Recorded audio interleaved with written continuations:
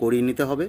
হ্যাঁ, সেটা আপনি যদি আপনার পেন্টে বা আপনার যদি যে কোম্পানি খুলবেন সেই কোম্পানি যদি আপনি ভাবেন যে আমার পেনের ওপরে আপনার কোম্পানির নাম থাকবে, তাহলে আপনি নেম প্রিন্টিং করিয়ে নিতে পারেন।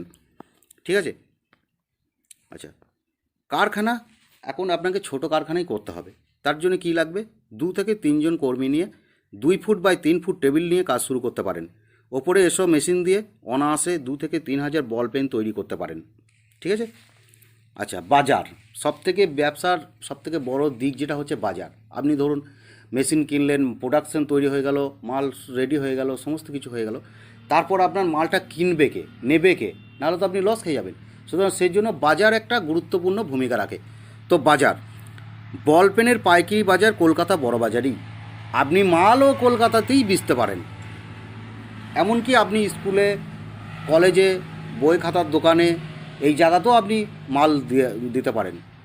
ঠিক আছে? তো বাজার কিভাবে করবেন এটা আপনার নিজস্ব টেকনিক। বাজার আপনাকে কিভাবে তৈরি করে নিতে হবে।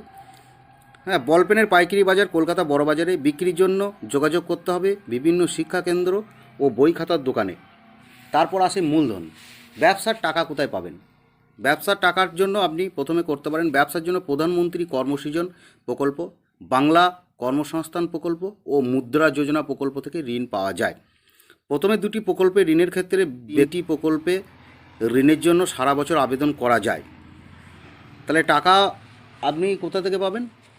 টাকা আপনি বিভিন্ন ঋণের মাধ্যমে নিতে পারেন, যেমন প্রধানমন্ত্রী কর্মসৃজন, বাংলা কর্মসংস্থান প্রকল্প, মুদ্রা যোজনা। এই 3টি প্রকল্প থেকে আপনি টাকা তুলতে পারেন, ঋণের মাধ্যমে টাকা তুলতে পারেন, এবং এগুলো প্রত্যেকটাতেই আপনি ভর্তুকি পাবেন। এর সঙ্গে আরও কিছু জরুরি কথা বলে রাখি। ব্যবসা করতে চাইলে অবশ্যই ট্রেড লাইসেন্স করাবেন পঞ্চায়েত বা পুরসভা থেকে। ঋণ পেতে চাইলে দরকার ব্যবসার প্রজেক্ট রিপোর্ট। ব্যবসা করতে চাইলে কিছু কাগজপত্র দরকার।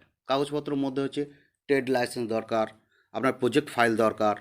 তো এইগুলো আপনি ট্রেড লাইসেন্স পঞ্চায়েত বা পুরসভা থেকে করতে পারেন। ঋণ পেতে চাইলে দরকার ব্যবসা প্রজেক্ট রিপোর্ট। তাহলে আপনি জেলার যে শিল্পকেন্দ্র আছে সেখানে আপনি সরাসরি যোগাযোগ করতে পারেন। ধন্যবাদ। ভিডিওটা ভালো লাগলে একটা লাইক এবং সাবস্ক্রাইব করবেন।